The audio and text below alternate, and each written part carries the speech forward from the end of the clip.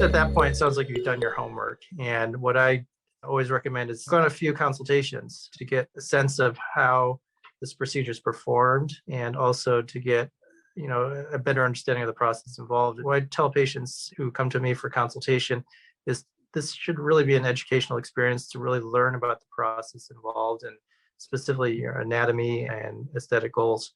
So it sounds like you've dwindled down that process, which is great. If you've come down to 2 surgeons, every surgeon approaches it very differently. So you want to understand the approach and also the philosophies of each surgeon's involved with how they approach the specific surgery.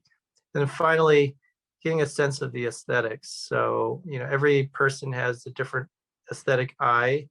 And so you want to be able to pair that with yours. Looking at some of the before and after photos that the surgeon has. Rhinoplasty surgery is very specific. So I incorporate a computer imaging program that we perform on every patient that we operate to make sure that we have our aesthetic goals in line prior to surgery. This is really a journey and establishing a relationship.